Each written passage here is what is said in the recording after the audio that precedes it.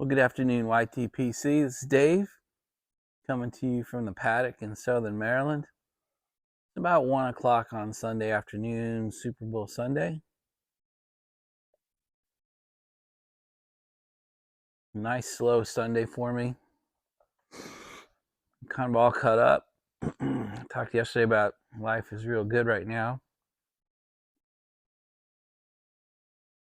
So make sure, especially Sunday mornings, market's not open. My trading chat rooms aren't chatting. So it's a nice day to have some extra time with the dogs. And then when Anne-Marie gets up, we have kind of a longer coffee session, which is kind of nice. It's it's a good, it's that quality hour, that quality time. I don't know if you guys ever think about quality versus quantity of time, but sometimes concentrating on quality of time solves some of our time issues. Now, I don't have time to sit and talk to my wife for an hour in the morning. I don't have time to sit and have a cup of coffee. And I find that maybe that's not true. And maybe it doesn't have to be a whole hour, but a good 20 minutes where it's just me and Anne-Marie focused, like on busy Monday mornings or busy market days. By 9 a.m. I've got to be kind of ready for the market. So if she gets up at 8:30, 8:40, that only gives us 20, 30 minutes, but we can still make it a great 20 or 30 minutes. Just happens to be today was a nice, slow, caught up, rainy Sunday morning, so we got to spend an hour and a half today. So we had a quality and quantity day today. Well, guys, as always, the Maryland Meerschaum is back in action today. What is in it? What is in it comes again from Potter Piper. He handed me this when we were up at Boswell's last Monday. So it's Ken Byron's Bee Frogs Old Claymore. And I think he gave it to me because it's a Latakia blend. And he's trying to get me to like Latakias, give me some other options, because I told him that my mouth didn't particularly like the Ahab's Comfort. So that is what we're smoking today. It's the first time for it. I've smoked one bowl. I've loaded my second bowl.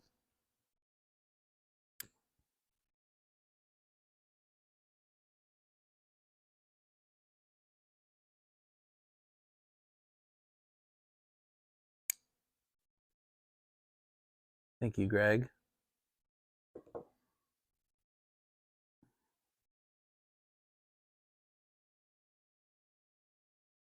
This may be less Latakia percentage than Ahab's Comfort. Yeah, I think I'm growing used to it. I mean, I just think some tastes just take some experience. And I don't think this is as strong. The Latakia sourness, tanginess is something I'm not used to in my mouth when I light a pipe. That's all it is. And so, I'm not giving up. I'm going to keep on it. I would say Old Claymore is less sour, less tangy than Ahab's Comfort. I like it. It's not a full-blown thumbs up, but it's nowhere near a thumbs down. It's somewhere in here right now. The thumbometer, right? So we have a fensometer and we have thumbometer. So not sure where it is yet, but I'm going to keep working on it. Even if I decide I'm just not a Latakia guy yet, maybe I'm not ready for Lat. I don't know yet.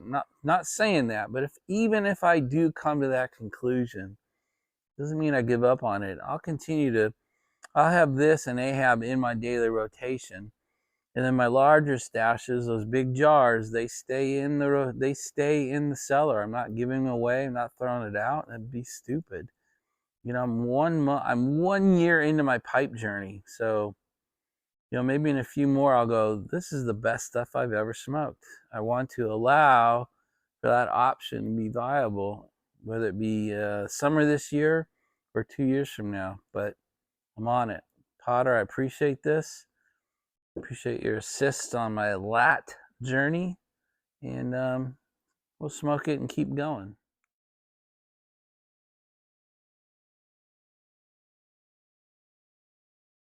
I do like it. Just don't love it yet. Okay, guys, we're going to go way off topic today for a minute. We're going to talk about beef, cattle, like beef that we eat. So one of the things I do to make money is I trade agricultural futures, which means to do it right, you got to stay up on it. You probably don't study the beef market. I don't think I'm going too far out on a limb there. So you may not realize how small the beef herd in the United States is. The number of live head in our beef herds is lower today. It hasn't been this low since 1957. It's really due a lot to the droughts that have been going through the cattle industry areas, largely the Midwest in the United States. Feed prices, fertilizer prices have all driven our cattlemen to the point where it's very hard to make money, stay in business, maintain a herd. So rather than go out of business, they've been liquidating their beef. And that means rather than retain herd for next year's herd, they've been sending him to slaughter, they've been sending him to market, which has kept beef prices somewhat in check. Even though the herd count has gone way down, the reason the herd count has gone down is the beef pipeline has been pretty full and robust. That is coming to an end this year. So if you're a beef eater and you have the means and you have the freezer storage space, buy some beef. I just put in an order 10 minutes ago for another side of beef. I have two very large chest freezers over here, and we usually order a side of beef every year or two. We've been doing that for 10 or 12 years. One, I know the cattlemen, I know the cows, I know the herd, I know where they eat, I know what they eat. They get no antibiotics, they get no growth hormone. Not sure what I did there.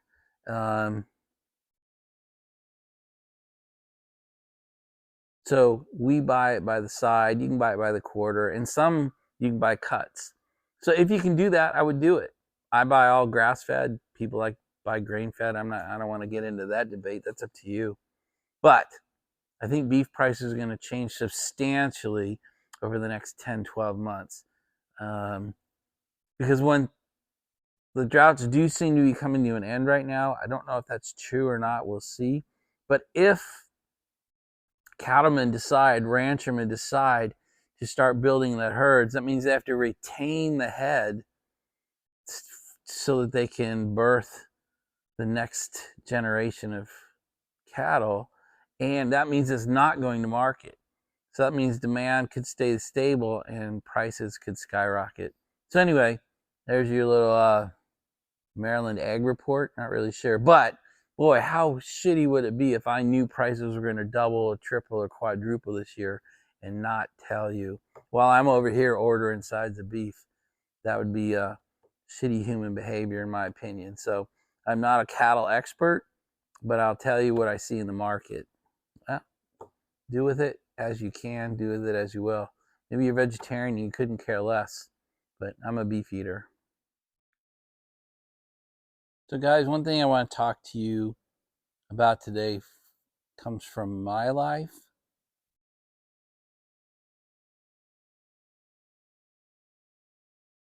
Comes from inside of me. And I'm not saying it has to be important to you, but maybe it is.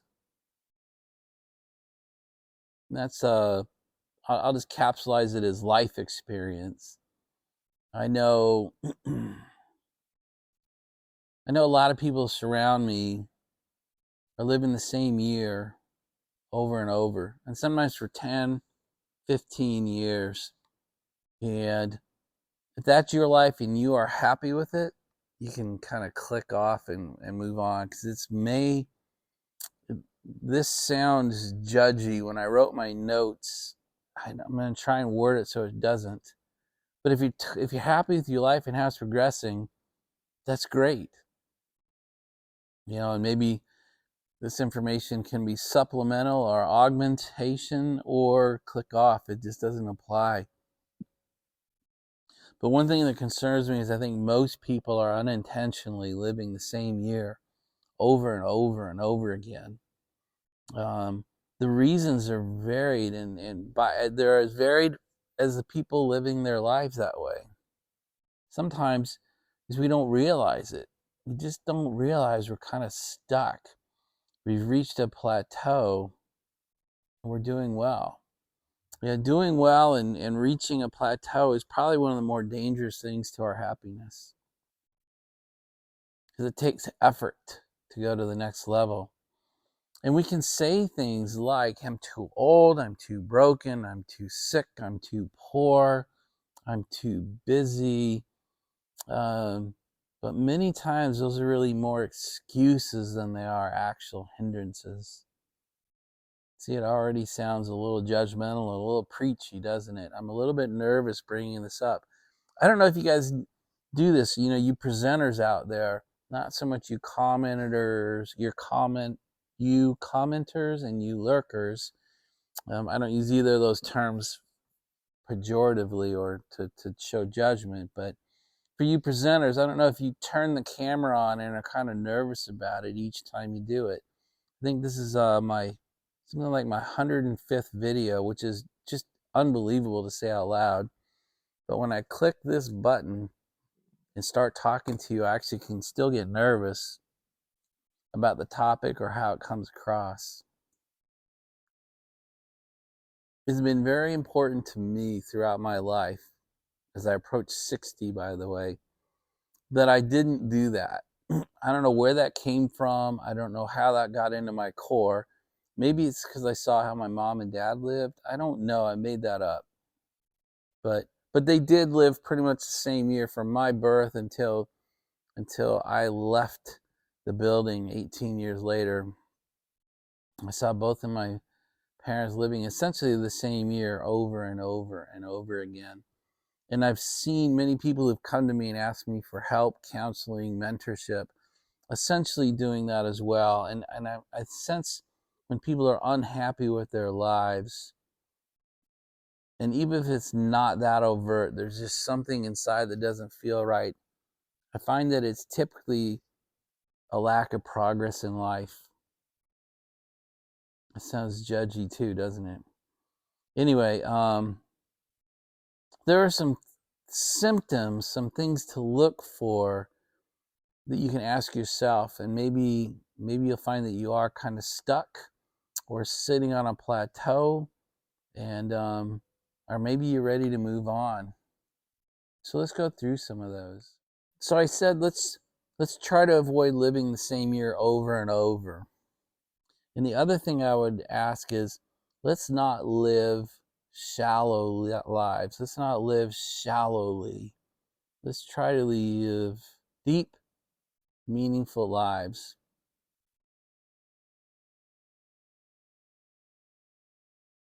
So some symptoms that maybe we're not is that we always feel like we're out of time, or we are always late to whatever we have to get going on. Those are two symptoms, I think, that maybe we're not living the life we quite mean to be living.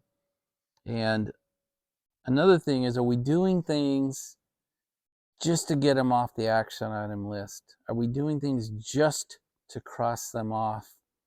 Are we doing the minimum effort required to get what I call the tennis ball hit back over the net so it's no longer on your side of the court?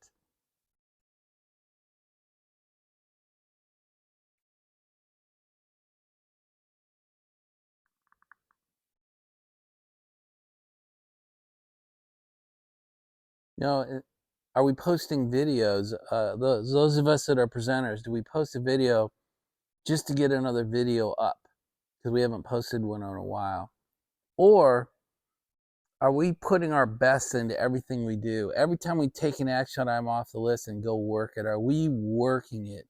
Are we pouring ourselves into it? Are we doing deep, meaningful thought into the things that we pick up to do today? Are we putting real thought into the videos that we're going to put up in front of each other? When we comment, are we actually taking time to give meaningful comments? For us presenters that receive comments, are we putting real thought back into the responses to the comments we receive? Or are we just going through the action? Hey, great vid, great comment, thanks. I find myself having to fight that urge sometimes when there's 200 comments to get to. You know, am I putting real thought into it? And most of the time I hope the answer is yes, but I do find myself going down the lazy, shallow path sometimes. The other question to ask ourselves, are we doing anything to stretch or challenge ourselves? And I would say by the vast majority of the people that surround me in my life, the answer is no. You know, are we reading books outside of what we normally like to read? Are we reading books at all? Are we watching YouTube videos that stretch us? Or are we watching just kind of that vacant entertainment set of videos? Or are we trying to take a course through YouTube? Are we studying a topic on YouTube? Are we doing something meaningful, even if it's on YouTube? You know, our consumption, not what you produce, but what we consume on the tube. Is it meaningful? Is it teaching us something? Are we moving towards a different goal with the time we spend on YouTube? I don't mean the vacant time that I do it too. I mean, I'm not saying every minute has to be spent in deep, meaningful existence. I waste a lot of time, you know, scrolling through shorts and vids because I like it. But I'm mindful of how much time I spend doing that versus how much time I spend counseling or mentoring others, reading deeply, reading the Bible, reading about the Bible, uh, you know, reading history, staying up on politics, staying up on the markets, trying to trade differently. You know, I do a lot of things to try to stretch myself almost every day. And that's kind of how I've been able to maintain a different year. Every year has been different for me. You know, some years are very similar. I mean, as my company grew from 10 people to 15 people, that year didn't change much. But from 50 to 100, from 100 to 200, as we branched into new, I mean, those were very different years for me. And then as I trained and began to trust executives, leaders, and management, that changed my life substantially as well. Trying to stay a part of my grown kids' life as they went off to college and then off to careers, that has challenged me to become a different person and have different life. You've seen it this year. You know, I drove in the last 12 months. I took you with me. The drive to Denver and Wyoming, and then the drive back, the caring for Ranger, who's not even my dog. Just stuff like that.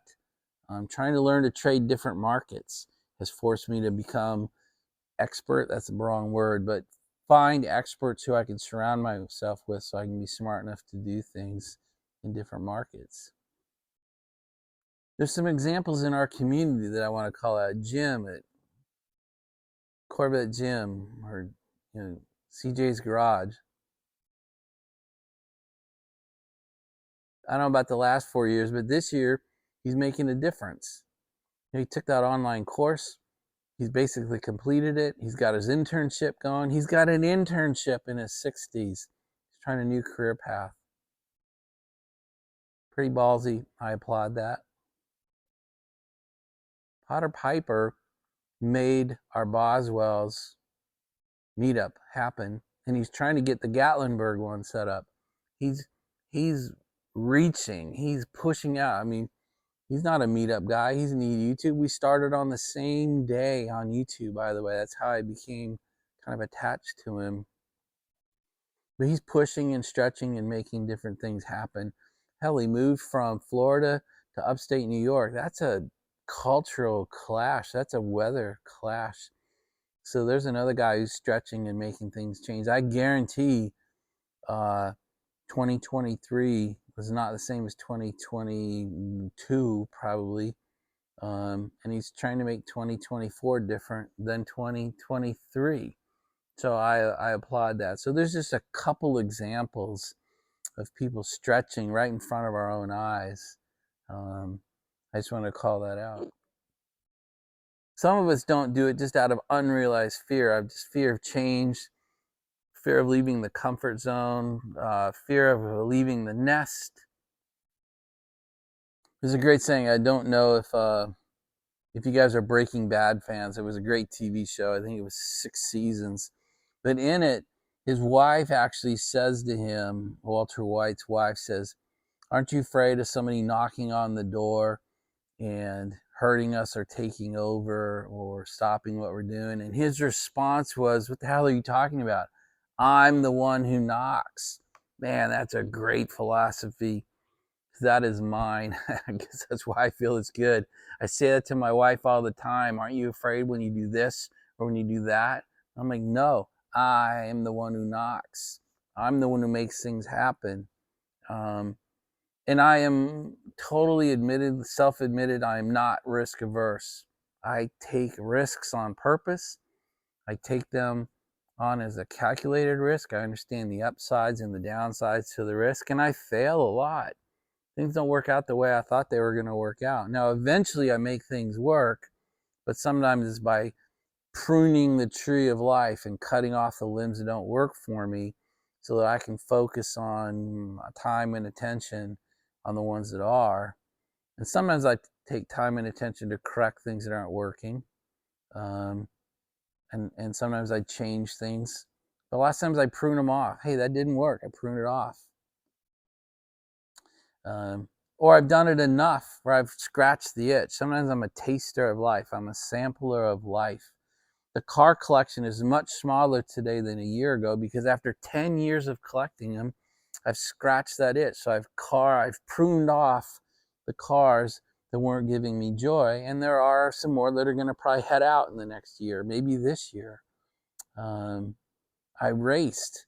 I got in the car. I was the driver of a race car for 2 or 3 years on the drag strip, and then for three seasons with a race team. Now those cars have been sold, and I have not raced in a year. I pruned that off. It's not that it wasn't working, but I had tasted it, and I was moving on. But those 3 years were great years for my racing. I loved it. I've pruned it off, and now I'm doing something different with my life today. That doesn't mean it failed. It just meant some things come to a natural conclusion. Sometimes it costs enough money you don't want to do it anymore, and you want to reallocate those assets to something else, a new degree, a new education. The other guy I want to call out is J&D's Pipe Dreams. He's preparing to open a second shop for his business. I guarantee that process will change this year from last year. And if he does open it, it will change next year from this year. So that's a third example in our community of somebody making real change year over year.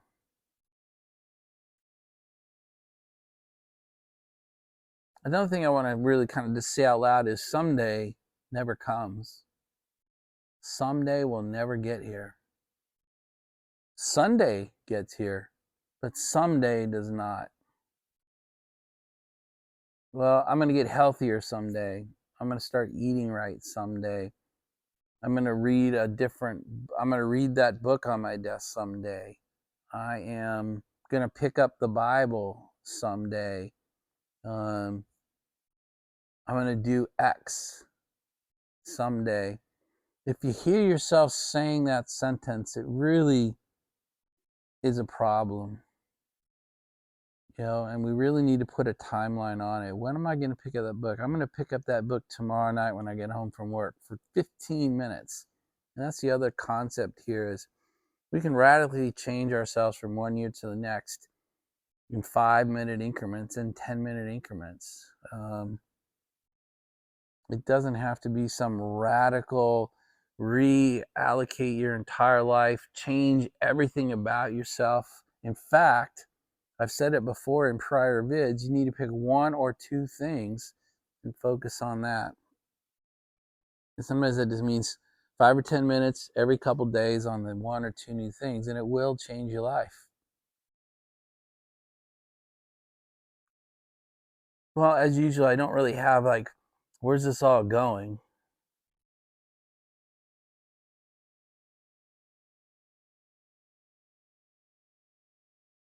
I think it's just a request to be aware. Be aware of your life.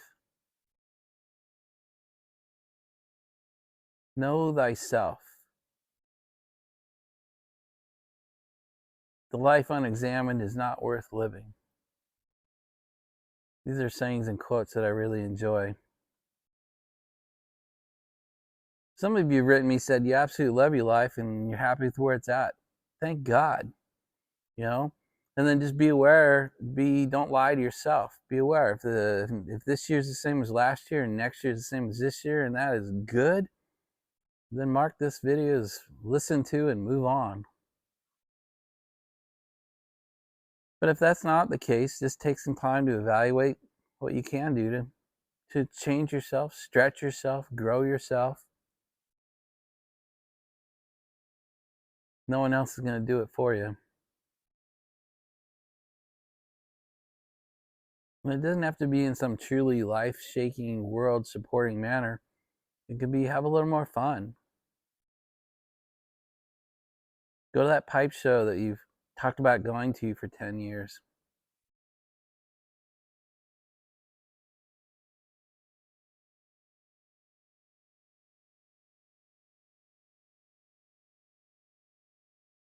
Not sure where else to go with this. This might be the end. Hang on, I'll come back. All right, guys. We're at 27 minutes. So what I've started to do when I make these videos is I typically record them in like 1-2 minute segments. You can tell by the fades. But then I go back and I put them all together and I listen to the whole thing and I say, how do I want to summarize this up and how much of your time have I already burned up getting here? And it's always way longer than I think. I'm thinking it's 15 minutes and we're at 30. I don't know. I don't know how to fix that. Maybe it's not broken, but it does surprise me pretty much each and every time I do it. So guys, I give you examples from my life. They may not apply to you. So be careful of saying, well, I don't trade, so it doesn't work. I don't read, so that doesn't work. I don't collect cars, so it doesn't work for me. I don't race, so it doesn't work for me. That's not the point. You know, there's something in your life that can be pruned off. I guarantee it. There's things you're pissing away your time and life on. You can prune those off. I guarantee you can find hours, sometimes hours a day if you're honest with yourself. And I think I'll end with try to have the courage to do something you suck at. That was a concept that I really didn't like. I like looking good. I like looking smart. I like, having my shit together in front of other people. I don't like looking silly. I don't I don't like looking stupid or bad. I don't like failing in front of other people. That's part of why I do videos, so that I can be honest and open up. I'll tell you something I suck at is racing. I was phenomenal at drag racing. I got invited by track owners, hey, come and race at my track. Okay, and then I went and said, okay, I'm kind of bored. These 8-second races just aren't for me. And so I went and I told you I went with McLaren. I raced with them for 3 years. I sucked. I came in last, next to last, third to last so many times. I just didn't have the skill set. And to some extent, didn't have the courage. I watched some of these guys, particularly younger guys. I'm putting a car into a turn at 170. They're putting it in at 182. How do they do that and not spin out or crash? Anyway, I just want to give you one example of something that I went into knowing I probably wasn't going to be that great at, and just embrace the suck for 3 seasons. So I just want to say that out loud. Guys, I hope this helps. I hope this helps ask you questions. I hope it throws thoughts into your head that maybe you didn't get there without watching the video. I'm going to shut up now, assemble the video, and get it up. It's it's Super Bowl Sunday. I hope you had a good day today. I don't really care who wins. I'll watch part of the game today just because I'm an American and I got to watch some of the Super Bowl. Hope you have a good week planned. I hope you know what this week's come bringing to you. I hope you're not going into it blind. I hope life is good, and I hope you know how to put some plans together to make it better. That's it. I love this group. I love this. You guys have been really kind to me on my last 2 or 3 videos. I kind of strayed into some difficult territory including this one now, probably the last 3 videos. So you've been really good about it. Your comments have been pretty phenomenal, and I appreciate it. We will talk again tomorrow. Bye, you guys.